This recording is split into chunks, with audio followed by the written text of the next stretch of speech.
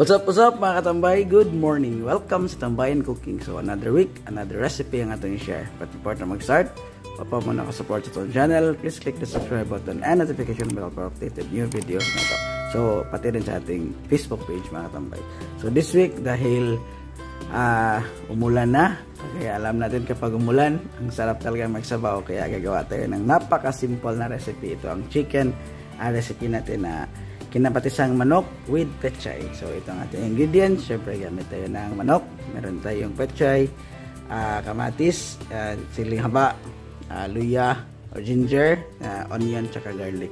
At pangpalasa natin, asin, black pepper, tsaka magic sarap lang. At gamit din yung tubig. So let's start mga katambay. Good morning! So start mga katambay. Painit na tayo ng mantika. Gisa natin lahat yung ating ingredients. Sibuyas,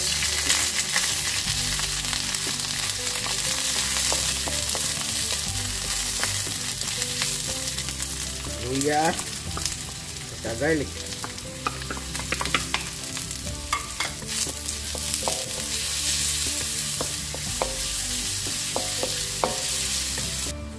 After a few minutes, yan, add natin ating kamatis.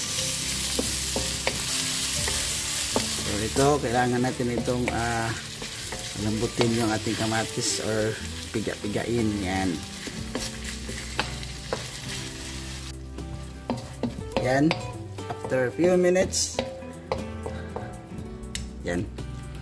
Ayos na. Lambot na yung ating kamatis. Lumabas na yung sarsa niya. Add na natin yung chicken.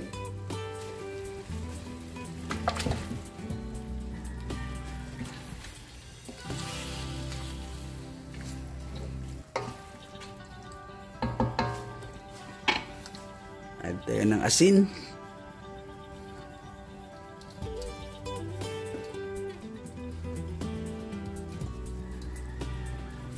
Black pepper.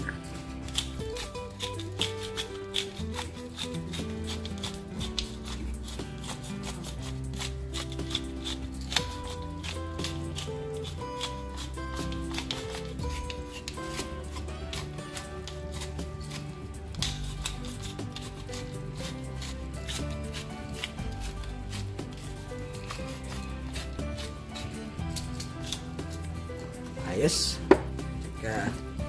Gisahin saglit, mga 5 minutes siguro bago natin lagyan ng sabaw or tubig.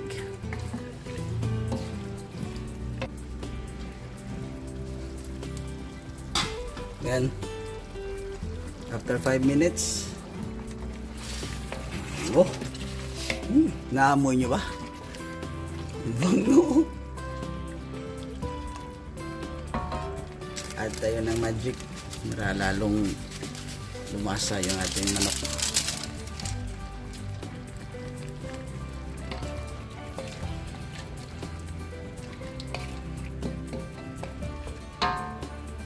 Yan, add na tayo ng sabaw. Nasa sa inyo na yan kung gaano kadami yung sabaw nyo. Kasi mahilig kami sa sabaw dito kaya damihan ko na. Siguro ganyan lang.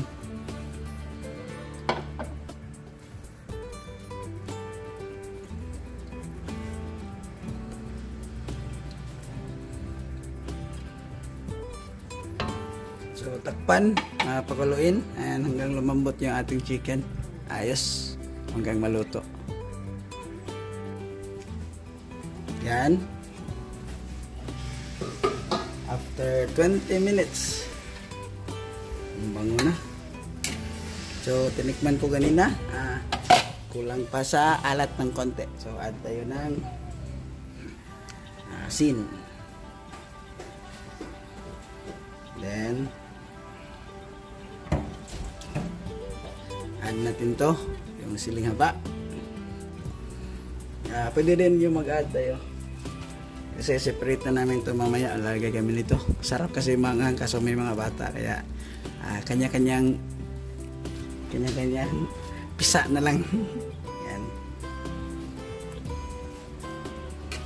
So, pakuluin to natin ng 5 minutes. Then, add na natin yung ating pechay. So, lapit na mga katambay. Ayos.